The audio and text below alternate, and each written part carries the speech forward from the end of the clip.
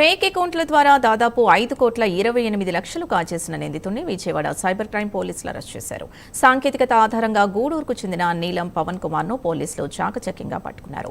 నిందితుడి వద్ద నుంచి 34 స్థిరాస్తి డాక్యుమెంట్లు, కారు, బైక్తో పాటు 122 గ్రాముల బంగారం, 927 గ్రాముల వెండి, 9 ఏటీఎం కార్డుల్ని స్వాధీనం చేసుకున్నారు. ఇదే అంశంపై మరింత సమాచారం మా ప్రతినిధి సాంబశివరావు అందిస్తారు.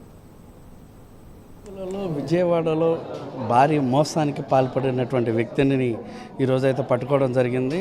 దానికి సంబంధించి ముఖ్యంగా మనం చూసుకున్నట్లయితే కనుక ఏదైతే యాక్సిస్ బ్యాంక్ ఉందో విజయవాడలో పలు బ్రాంచుల్లో యాక్సిస్ బ్యాంక్స్లోకి సంబంధించి మ్యూల్ అకౌంట్స్ ద్వారా 5,28,00,000 రూపాయల వరకు లోన్స్ తీసుకుని మోసం చేసినటువంటి కేసులో నిందితుడిని అయితే ఈరోజు అరెస్ట్ చేసి మీడియా ముందు పెట్టడం జరిగింది. నిందితుడికి సంబంధించి సుమారు 7 కోట్ల రూపాయల విలువైనటువంటి వివిధ స్థిరాస్తులకు చెందినటువంటి 34 డాక్యుమెంట్స్, అదేవిధంగా ఒక కారు, ఒక బైకు, 122 గ్రాముల బంగారం, అదేవిధంగా 927 గ్రాముల వెండి, అదేవిధంగా 9 ఏటీఎం కార్డ్స్, అదేవిధంగా 11,500 రూపాయల నగదును కూడా స్వాధీనం చేసుకోవడం జరిగింది.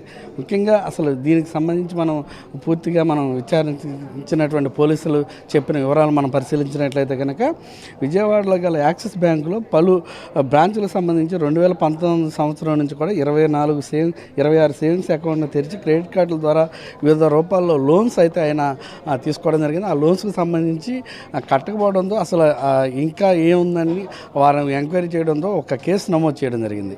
ఆ కేసుని త్వరితగతిన పరిష్కరించాలని రంగంలో దిగినటువంటి పోలీసులు సదరు కేసుకు సంబంధించినటువంటి విచారణ క్రమంలో ఏదైతే దర్యాప్తులో ప్రత్యేక బృందాలు ఈ క్రమంగా పాల్గొనడం జరిగింది. దీనికి సంబంధించి వివరాల్లోకి వెళ్తే కనుక కృష్ణా జిల్లా గూడూరు గ్రామానికి చెందినటువంటి నీలం పవన్ కుమార్, ఈ వ్యక్తి 45 సంవత్సరాలు.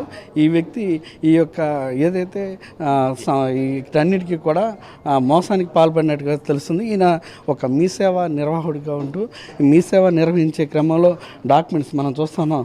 ఇక్కడ ఈ డాక్యుమెంట్స్ అన్నీ కూడా ఆయన సొంతంగా ఫేక్ డాక్యుమెంట్స్ క్రియేట్ చేయడం, ఈ ఫేక్ డాక్యుమెంట్స్ క్రియేట్ చేసిన తదనంతరం ఫేక్ ఐడి కార్డ్స్ ద్వారా బ్యాంకులకి వెళ్ళి క్రెడిట్ కార్డ్స్, వాళ్ళ పేరు మీద క్రెడిట్ కార్డ్స్ ఇవన్నీ తీసుకోవడం, ఈ ద్వారా స్వైపింగ్ మిషన్స్ కూడా మనం చూడొచ్చు. ఇక్కడ స్వైపింగ్ మిషన్స్ ద్వారా ఈ క్రెడిట్ కార్డ్ నుంచి దాంట్లో మనీ ట్రాన్స్ఫర్ చేసుకోవడం, ఇలా ఆయన పేరు మీద ఉన్నాయన్నీ కూడా మనం ఇక్కడ పరిశీలించినట్టయితే వివిధ రకాల ఫోన్స్ కావచ్చు, ఆయన సిస్టమ్స్ కూడా ఇక్కడ సిపియు కావచ్చు, మానిటర్ కావచ్చు, ఇవన్నిటినీ కూడా చాలా టెక్నికల్గా ఇక నేరాన్ని అయితే ఆయన పాల్పడడం జరిగింది. ఈ నేరంలో కీలకంగా 7 కోట్ల రూపాయల స్థిరాస్తిని, అదేవిధంగా 5,28 లక్షల నగదు, అంటే ఈ మొత్తం మోసం కూడా ఒక వ్యక్తి చేయడం. అంతకుముందు అతను చూసుకున్నట్లయితే కనుక బ్యాక్గ్రౌండ్లో కూడా ఎటువంటి ఇది కూడా అంటే ఆస్తులు కూడా లేకపోవడం, ఏదైతే జల్సాలకు అలవాటు పడినటువంటి ఇతను అమాయకులైనటువంటి వారిని ఎరవేసి